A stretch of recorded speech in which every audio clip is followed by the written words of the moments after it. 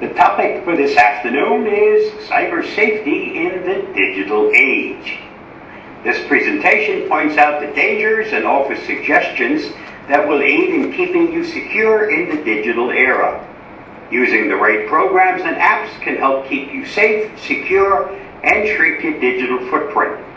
Using free programs and apps, whenever possible, to accomplish the goal is a bonus, and this presentation includes information on many recommended free programs. Join me as I guide you in the right direction to enhance your cyber safety in the digital age. So nobody winds up with writer's cramps, I'll be sending out a follow-up email to Kenneth that will have access to all the things we talk about today. So all you have to do today is listen, and you will eventually wind up getting access to all the stuff that we'll be talking about today. I asked my granddaughter to fetch me a newspaper, and she laughed and said, "Grandpa, you're too old. Just use my phone." So I did. I slammed her phone against the wall and I killed that big hairy spider. I guarantee you the next time she will bring me a newspaper. The way we live, work, and play has changed dramatically over the course of the past 50 years. The 9-to-5 economies of years past have been replaced with globally integrated 24/7 service offerings. Consumers in the digital age have access to a host of services and products that would have previously been considered available only in the realm of science fiction. Here are the 10 most dangerous malware and security threats that we face in 2022. 10 most dangerous malware and security threats for 2022. Clock ransomware works by encrypting your files and asking you to pay a certain ransom amount to have them decrypted. It's one of the most dangerous and feared ransomware variants, and it mostly targets Windows users. Fake updates is a new strategy that cybercriminals are using to trick users into hacking themselves. They will send fake emails asking you to install an operating system update. Zeus game over. This virus mainly targets finances and can easily access your bank account details and get away with all the available funds. News malware attacks. This has become a common trick where hackers use trending news to target unsuspecting people. Social engineering. Cybercriminals are now shifting from computers to humans as they find them weaker and easier to trick. They are using deception to lure them into giving out personal details. AI attacks. Hackers are taking advantage of artificial intelligence technology to create links to help them to get into any system. Cryptojacking. This virus is specifically designed to help hackers mine cryptocurrencies. Freeware. Over 600 million cell phone users have already downloaded this malware without realizing its potential harm. RAAS. Ransomware as a service. This is one of the most common and popular security threats of the year. IoT device attacks. Hackers target Internet of Things devices, which could be anything from smart devices to your doorbell.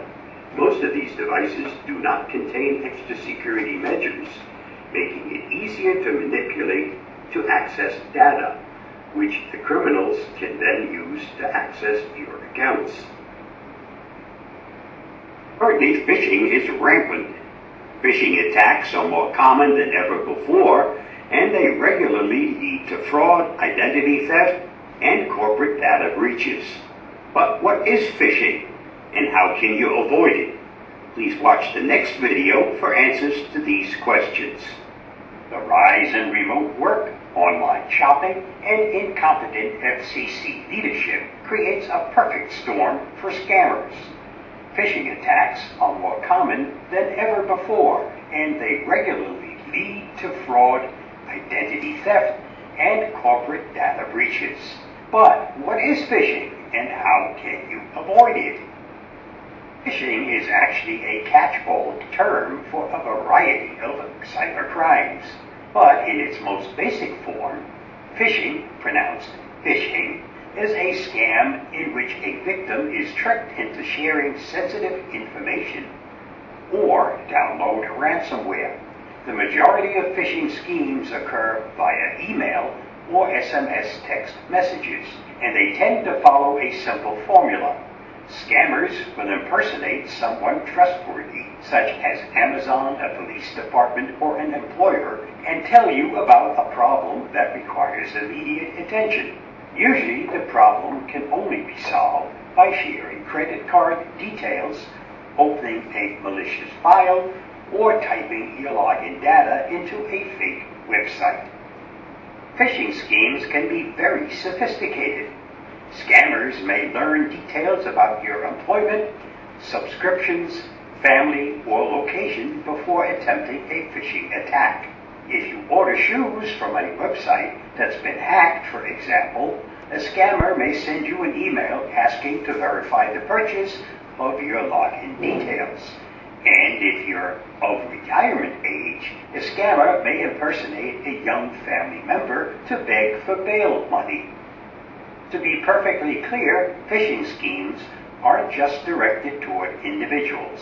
According to a recent Proofpoint report, over 55% of businesses fell victim to a phishing attack in 2020. More than half of these companies ended up with ransomware on their systems.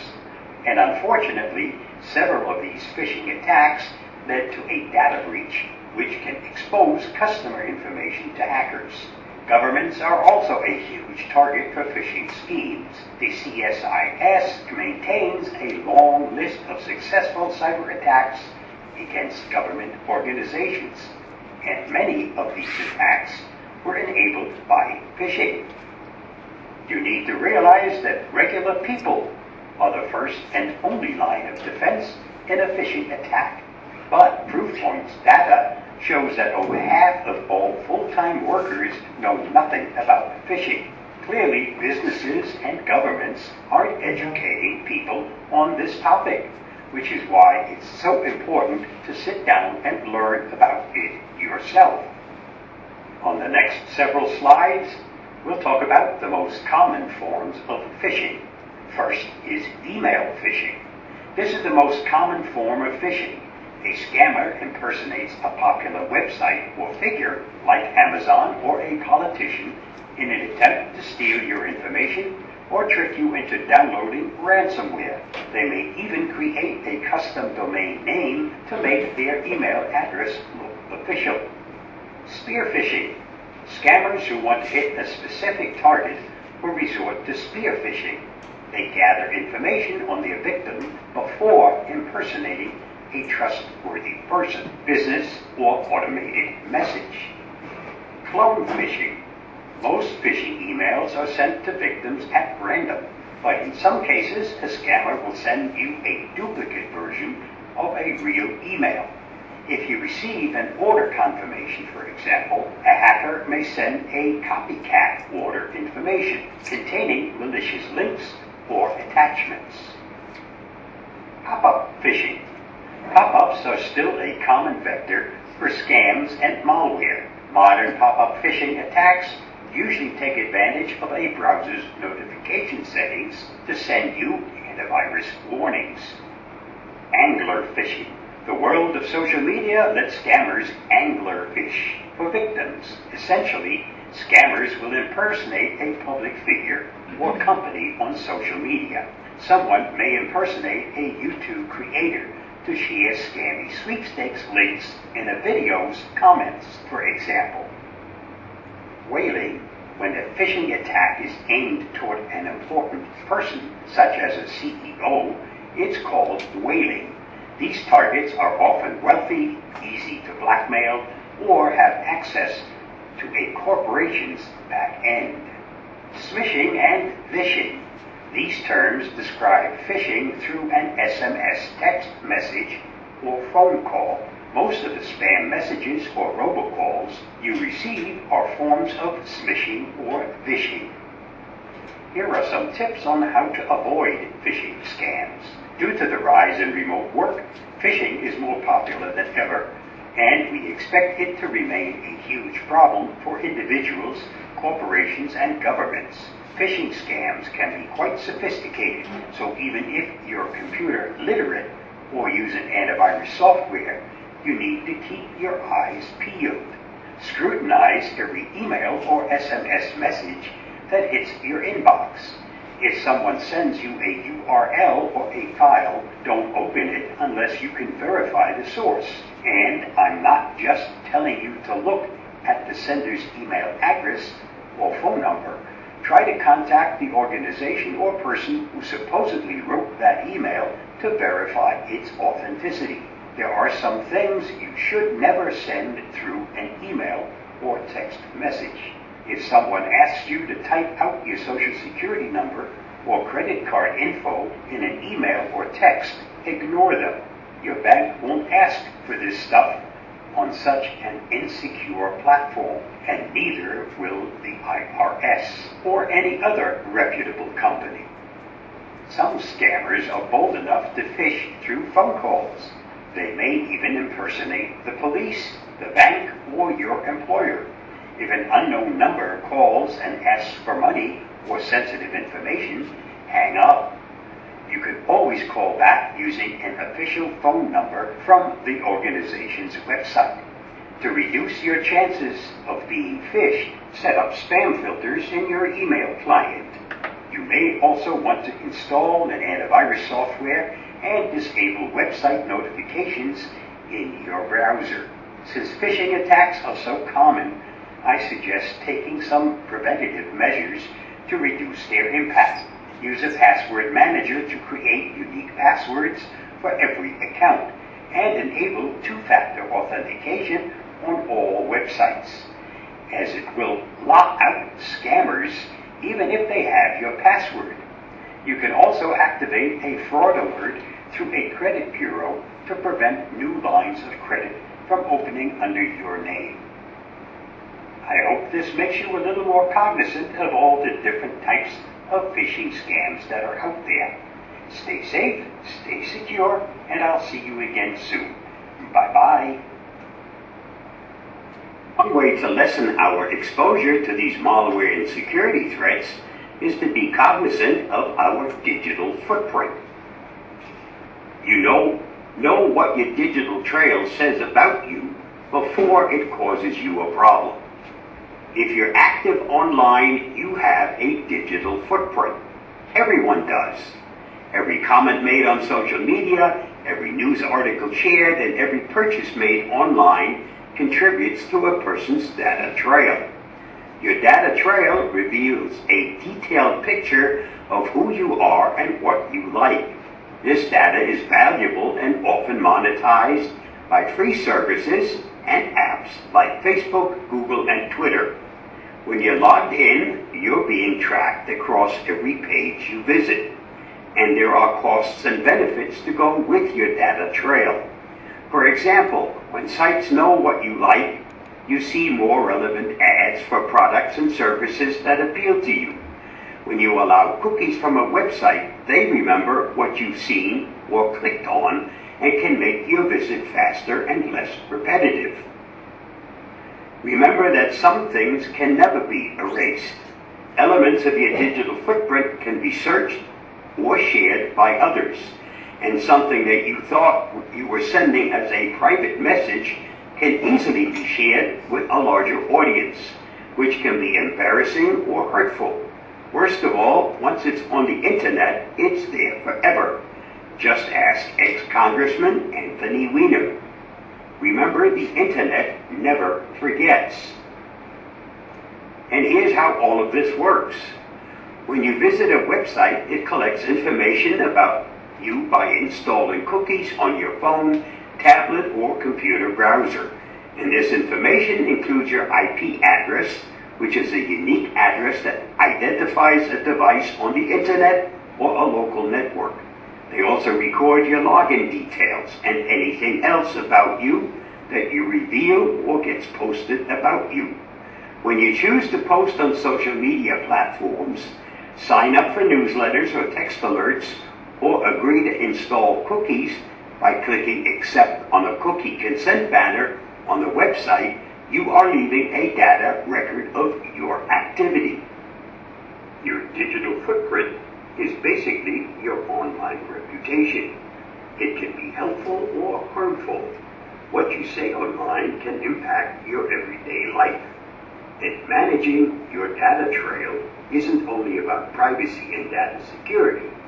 Employers, schools, and law enforcement could use your online activity on social media to make character assessments.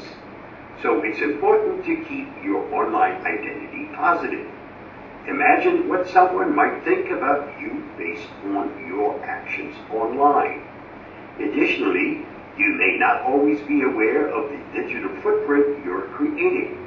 Examples of hidden data collection include websites that install cookies without telling you, mobile apps and sites that use geolocation to determine your location, and social media ads or news sites that profile you based on your likes, shares, and comments to serve you advertisements that relate to your interests.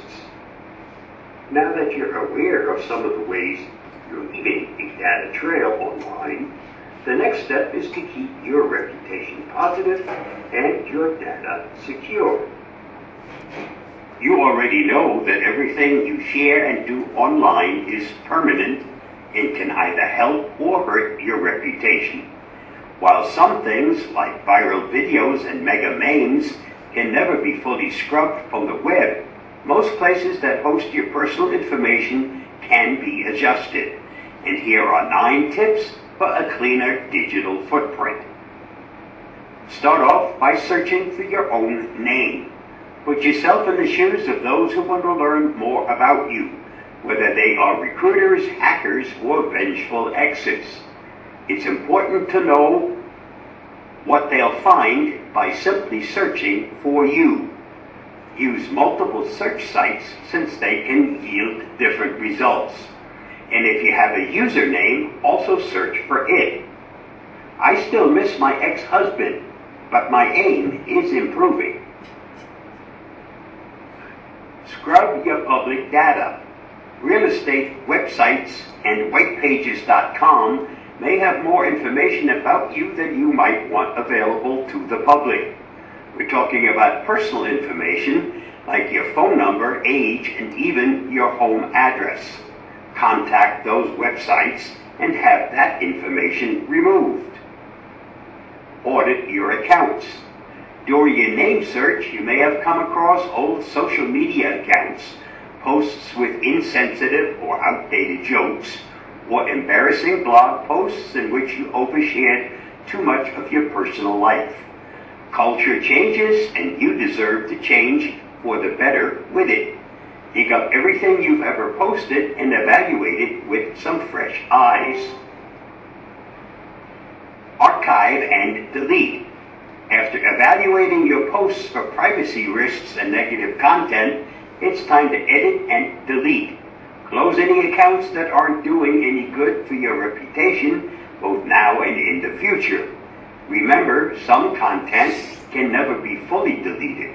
Even if you think it's private, law enforcement and hackers can still dig up things you don't want shared. Therefore, it's best to never share negative posts in the first place.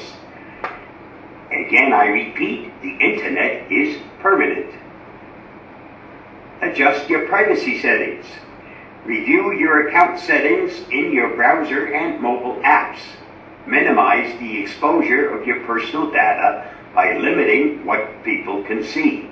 This includes your photos, your posts, location, and personal information like your address or birth date. Clear your browsing history. Even if you believe every website you've ever visited has been safe for your reputation, it's a good idea to clear your browsing history on a regular basis. Using the shortcut key combo of Control, Shift, and Delete will wipe out that information on almost every browser. Better internet privacy prevents history sniffing and helps your browser run faster. Clean up your computer, such as temporary files, duplicate files, files you thought you trashed, and low-res photos can all slow down your computer and create a security risk. You can use CCleaner for both Mac and PC to clean up your computer and get it running fast again. Clean up your phone. The more you use your phone, the more junk it collects. Old text messages, cookies, images, and browser history data take up a lot of storage. If the data doesn't exist, it also can't be used against you. Plus, your phone performs better. Clean things up every few weeks. And yes, CCleaner can also clean up your Android or iPhone. Be mindful of others.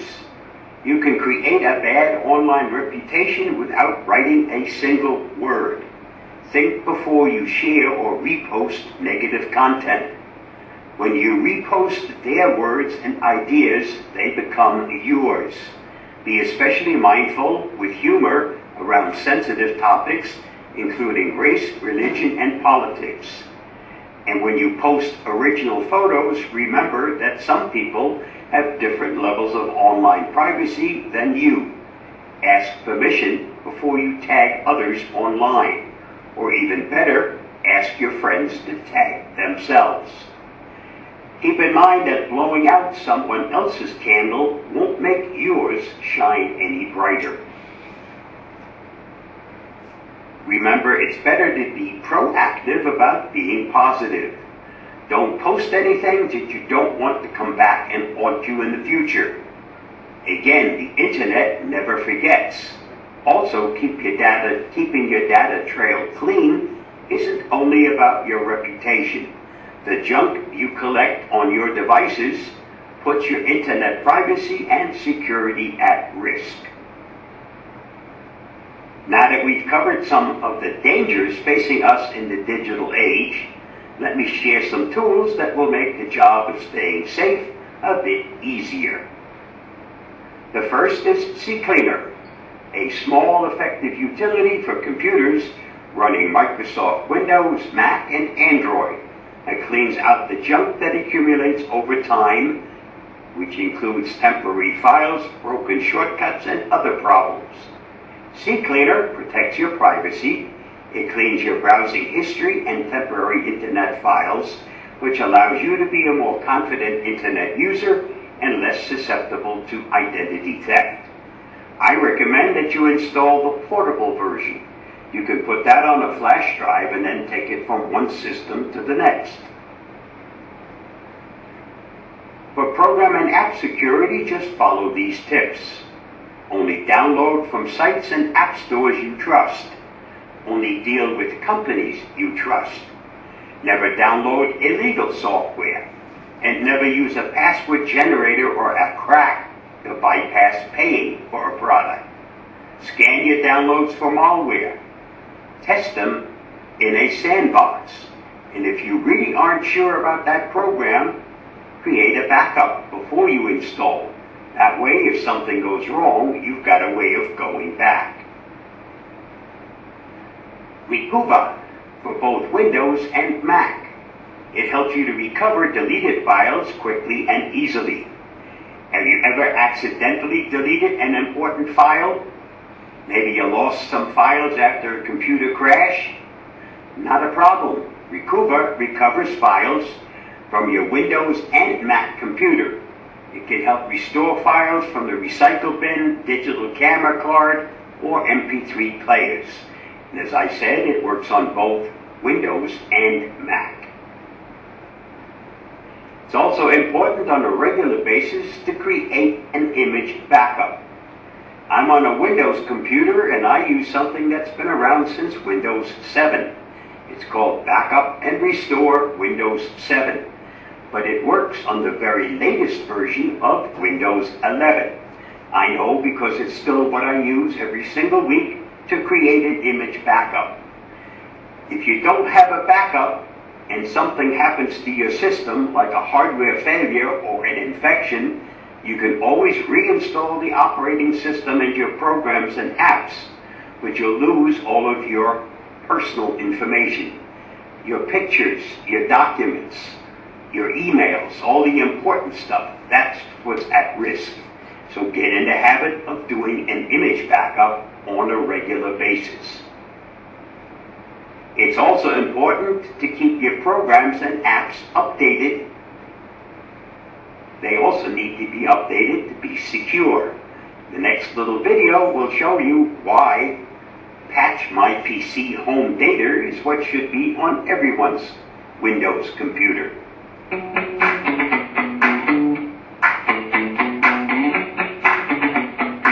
Are you sick and tired of those annoying pop-ups reminding you to update some software program on your PC? Let Patch My PC help with the cumbersome task of manually updating your software. We can automatically update over 300 applications. It's critical to keep third-party applications up to date because hackers target vulnerabilities in outdated software in order to compromise your PC. Need to install a new application that's not currently installed? Just select the app, and then it's a single click to start the installation. Are you an IT pro? Easily create a baseline of applications you want to install automatically on multiple PCs. You can even configure Patch My PC to run on a schedule, so you never have to worry about it. Patch My PC, a little program that does a lot. It's simple, easy to use, and best of all, it's free.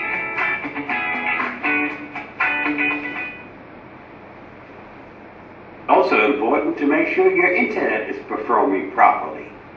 And the program I depend on is called Complete Internet Repair. Whenever I have a problem with my internet access, this is my go-to tool. Provided the problem isn't with your internet service provider, run the tool, check the top 5 boxes, and let it do its work. You do have to restart your system after the repairs have been done. I personally have never ever not had my internet access back after using this tool, with one exception. If the problem is between you and the internet service provider, you have to contact them to solve the problem. There is no program that can do that for you. It's also important to learn the ins and outs of your system, both hardware and software. And an excellent program for that is called Speccy. You might notice it's from the same people that make CCleaner. The first program that you should install on any system, before you install anything else, install Unchecky. Installers often try to sneak additional programs as a natural part of the installation. Unchecky warns you when they try to insert something you really didn't want, and it makes it less likely for you to accept something you didn't want to get to your system. Most people, unfortunately, use the default install. You should always use a custom install. But even if you use a custom install, they've gotten pretty tricky. Sometimes yes means no, and no means yes. Unchecky doesn't get confused, so it will prevent something you really shouldn't put on your system from getting to the system when you do an install of a new program or app. Passwords need to be long and strong, and you have to use a different password for everything that requires a password. As it says here, passwords are like underpants. Change them often, keep them private, and never share them. I've listed some of the popular ones. I personally have used LastPass for many years, and about 8 months ago I added Bitwarden to the mix. Unlike an antivirus, there's nothing that says you can't use more than one password manager. Reason behind it is very simple. If LastPass quits tomorrow, Bitwarden still has my back and my passwords. And vice versa, if Bitwarden quits, then LastPass is still there. with all my passwords. Two-factor or multi-factor authentication. Two-factor is an extra layer of security used to make sure that people trying to gain access to an online account are who they say they are. First, the user will enter their username and password, and then instead of immediately gaining access, they'll be required to provide another piece of information. And that second factor could come from one of several categories, most common being your smartphone or an email address or some other biometric device. But without that extra code, there's no access to the account. It's quite possible for a hacker to steal your username and password. It's highly unlikely that at the same time, they also would have stolen that other piece of equipment, like your smartphone. And if they don't have that other piece of equipment, they'll never receive that code that's sent, and they won't be able to get you to your account. This is especially important for anything that involves money. VPN, Virtual Private Network. Staying safe when you connect via a public network. And a public network is any network where you don't control its security. In the next video will tell you all about VPNs and why you should be using them. So how does a VPN securely encrypt your connection? If you're shopping for a VPN, you'll have seen how services boast about having the best encryption and how important it is that you secure your connection using cryptography. But how do VPNs encrypt your connection, and are there different types of encryptions to choose from? VPN tunnels. To explain how VPNs encrypt your connection, we need to first look at so-called VPN tunnels. Normally, when you visit a site, you connect to a server operated by your internet service provider, which redirects you to the site you want to visit. When you use a VPN, you're rerouting your connection. Instead of going from the internet service provider's server to the site, you first go through a server operated by your VPN provider. This gives you a new IP address, which comes in handy for a number of reasons. But the VPN also performs another neat trick. It encrypts the connection from your ISP to the VPN server in what's called a tunnel. A VPN tunnel is an encrypted connection that prevents anybody else, including your ISP and the site you're visiting, from tracking you.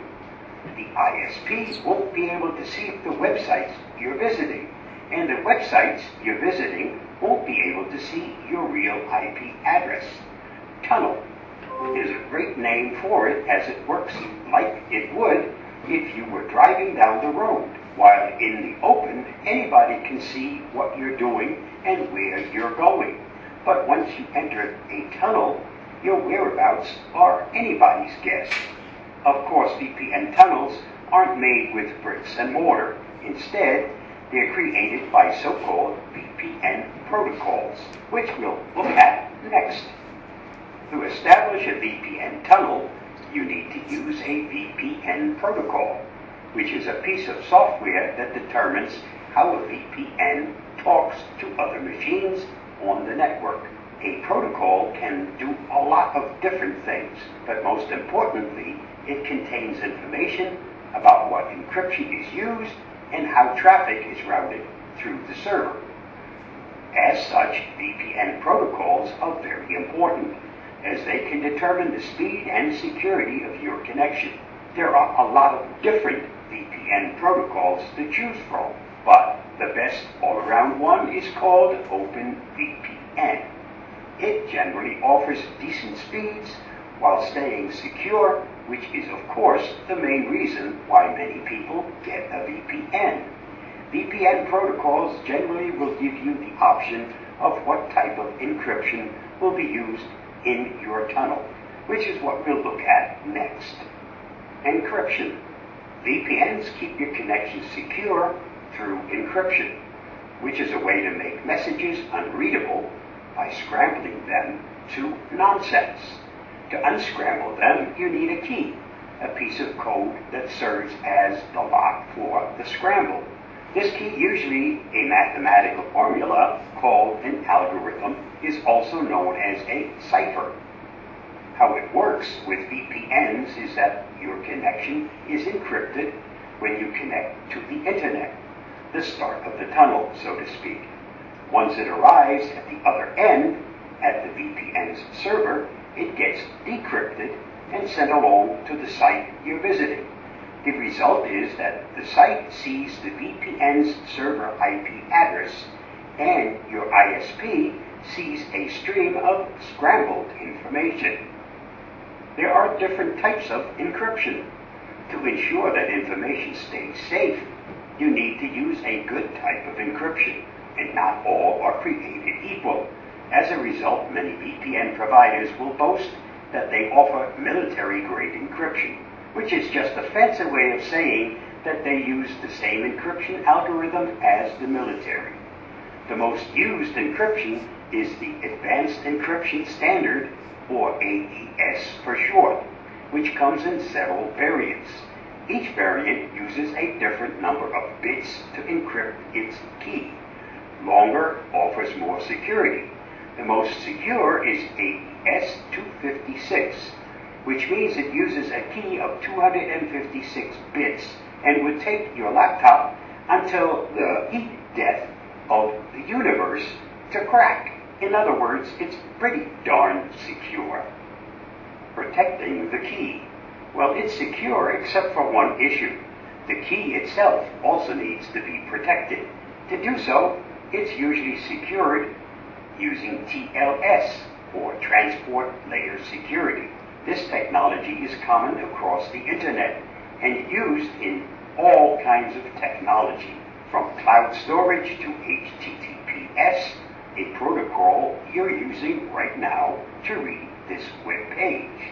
We know it's all very involved, but the upshot is that no intruder can crack the ciphers of a VPN tunnel.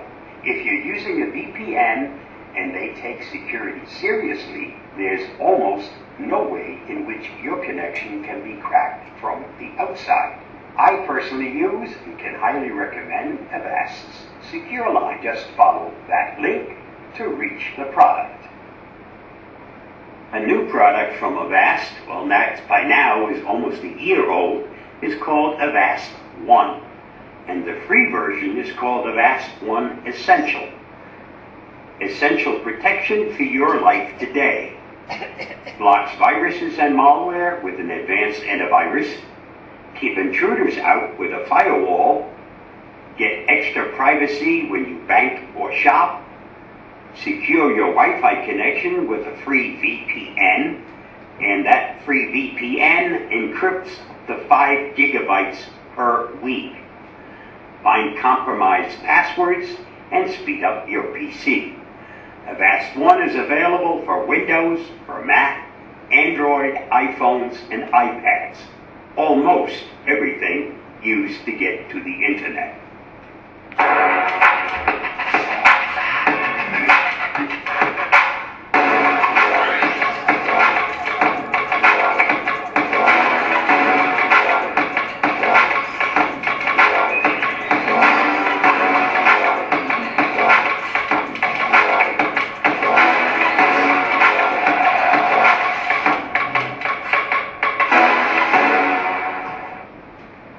Avast also offers an excellent Chromium-based browser called their Secure Browser, specifically designed to keep you safe when you do your banking and your shopping. Once you're in banking mode, nothing can see what you're doing. It keeps you safe and keeps your information safe. This is available for Mac, for Android, and for iOS. Browse the web faster and safer with Avast Secure Browser. Your browser is not as private as you think. Hackers, trackers, and ISPs are out to steal your data. But with Avast Secure Browser, you're protected. Stay safe on public Wi-Fi and unlock the internet with built-in VPN. Automatically block creepy ads that follow you around and slow you down. Create custom and security privacy settings. that securely sync your data across multiple devices. With powerful encryption to protect your IP address, bookmarks, history, downloads, and online activity, it's all locked behind your PIN code or fingerprint to keep your data safe from prying eyes. For private browsing that's actually private, make the switch to a fast, secure browser. Download free today. As you know, my presentations are never done till we have a little fun. So for the remainder of this presentation, if you're muted, it's okay to unmute yourself. Don't worry, when you get old, I'll feed you some carrots too. Here's a trick. When electricity is out, this is how you charge your phone. Answering the phone Sheriff's Department Fraud Division sure has slowed down telemarketer calls. If you live out in the country, you see this truck quite often. And it's sure much nicer to have it say, "Yesterday's meals on wheels," than the usual thing, which is a load of crap going down the road. When a woman says, "What?" it isn't because she didn't hear you. She's just giving you a chance to change what you've said.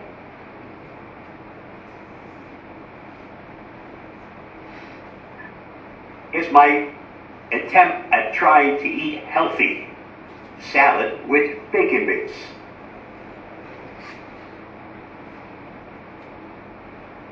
This should be in everyone's refrigerator, especially at night. You're not hungry, you're bored. Shut the damn door. I'd call that some life-saving advice. Since I started packaging my trash like this, my neighbors actually respect me. They say good morning with a smile and keep the music volume really low. You better try, it works.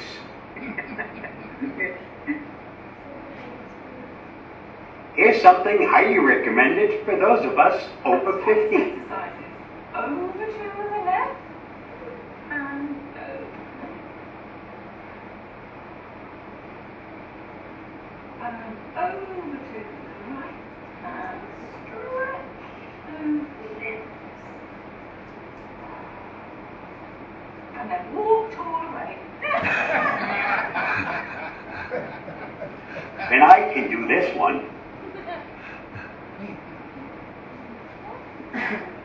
As most of you know, I've been doing presentations now since 2010. Didn't really expect to still be doing them today. I have a nice arrangement with Avast because they pay all of my expenses from the second I leave home until I get back. Since March of 2009, they have really been getting a bargain because I haven't gone anywhere. Everything's done remotely. I'm still stuck in the house. I'm hoping soon to be able to go back out and continue to do these things live. And maybe Alice is also hoping that that will happen soon. My presentations are always designed for the average computer user, not the geek. And if you know of any clubs that would benefit from a presentation, just have them contact me and I'll be happy to arrange a program for them. There's never a charge to the club or its members for my services. That's where Avast comes in. If you're interested in some of the other things that I do, just follow that link at the bottom. And that's enough of this sales pitch. This link will get you access to everything we talked about, but as I said, I'll be sending out a follow-up email, and Kenneth will be forwarding that to everyone else. Let me stop sharing, and then I'll be happy to answer any questions you might have. You're doing a great job, Bob. I should have baked you a cake anyway. That would have been nice. You could have delivered it, too. We do look forward to seeing you in person. That would be nice. Does anyone have any questions for me?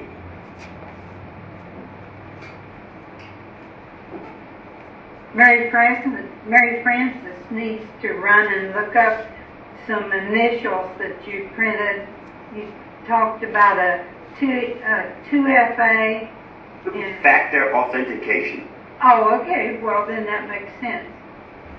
Like, for instance, I wrote down a couple of its hints, and then you wrote about a VPN tunnel, and by the time you got through with it and mentioned OpenVPN being a favorite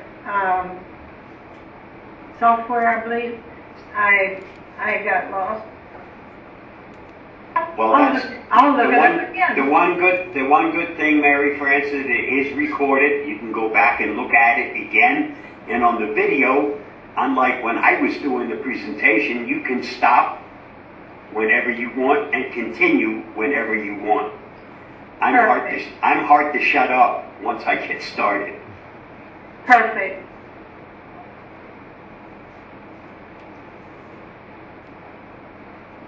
Are we supposed to write to your boss and tell her how happy we are? No, but you can write me and let me know. All right. I don't mind knowing whether somebody got something out of it or whether I've just been blowing off some steam. Well, I must be the dumbest one in the group because I always seem to get several things out of these presentations.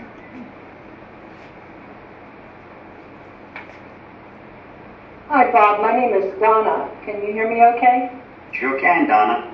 Wow, what a great presentation. You're so clear and compelling, and even, I'm like a 0 on the scale of 1 to 100 about being a geek. So thank you very much. You're welcome. I had a couple of questions. First, your thoughts on iCloud storage of personal data and whether you think Macs are more secure than PCs, because that's an old adage. It is an old adage. One of the main reasons why anything is more secure, or used to be more secure, is because they weren't as popular. When you're not popular, nobody is going to spend the time to write malware for an unpopular or not very used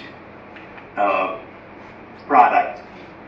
The more popular a product becomes, the more sense it makes for the bad guys to start attacking those devices as well.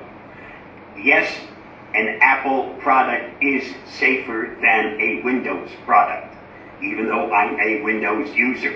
Okay, they just spend more time and make them more secure. But it isn't perfect. There are still lots of things that get attacked on an Apple product. And they've become very popular. So it now pays for the bad guys to spend their time also attacking that system.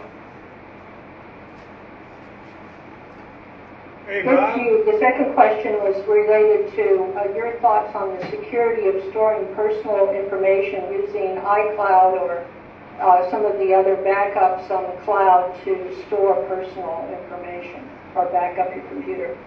If we're talking about a cloud storage with a large, reputable company, it is probably safer there than it is on your system.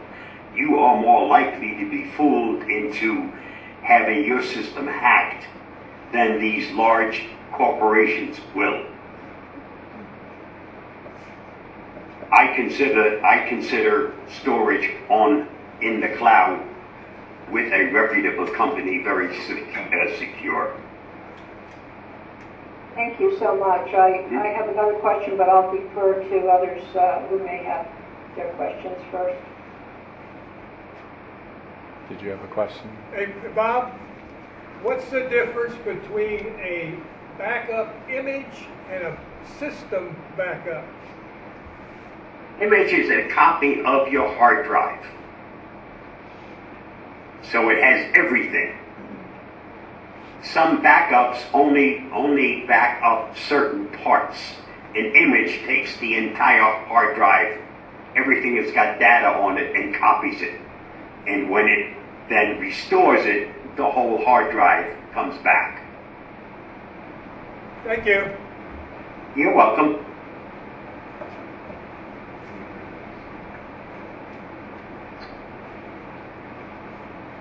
Donna, we don't have anybody here, so go ahead. Okay, so here's a hypothetical, which happens, all the time to me.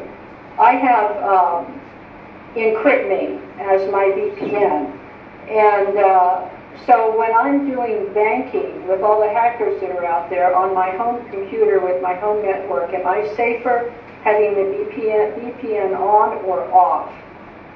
On, provided the bank will allow the VPN use. Quite often banks won't because they expect you to be in a certain place. And a VPN usually isn't where you are. It's some other city or other state or other country. And if your ISP comes through to the bank as being in some different location other than where you normally reside, it's just going to reject it and say, somebody's trying to do something with your bank account from a different state or a different country, and they'll reject it.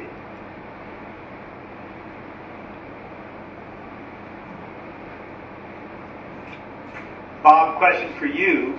In terms of using Unchecky at the same time you're using Patch My PC, I'm not sure how they can work together because Patch My PC is doing the updates and Unchecky has to be run to check that they're not throwing something in.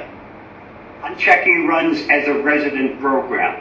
So even with a program like Patch My PC, Patch My PC, number one, already eliminates that part. They don't carry any products that throw other crap in with their install. Okay? That's one of the reasons why I use it. But everything it does also gets checked through Unchecky. And if there were something, you'd wind up it'll block the installation until you decide whether you want this other item installed or not installed. But Patch My PC doesn't have any garbage.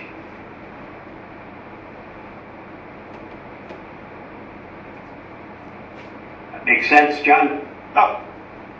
I just didn't know the need for using two because two people trying to check for installation would seem to have a little fight going on. Yeah, but not everything goes through Patch My PC. There are programs that Patch My PC doesn't carry. Especially for somebody like me who tests thousands of different programs. Yep, you're not one of us normal people. Thank you for letting me know I'm not normal.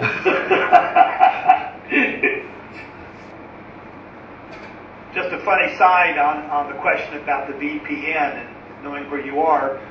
I was running mine and I was checking on the internet speed for some reason. And it definitely was not what I'm supposed to be getting. Correct. It was about a third. Yeah. But when I went to check, it was pointed to a strange server to check the speed. And so I clicked the button that says to change the server, and none of the servers were close to me or anywhere else but where my VPN was. So it was locked into that location. So you don't want to check your internet speed when you're on your VPN. But your internet speed is affected to some extent when you use a VPN because it's redirected. This is about 2/3 less. That's actually a pretty big drop. It shouldn't be that big.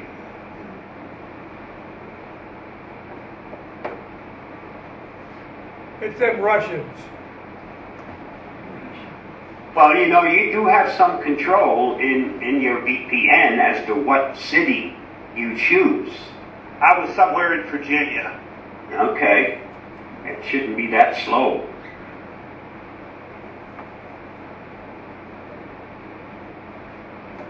Anyone else? If not, let's go on with the meeting. Okay. Okay. Thank you. Hey.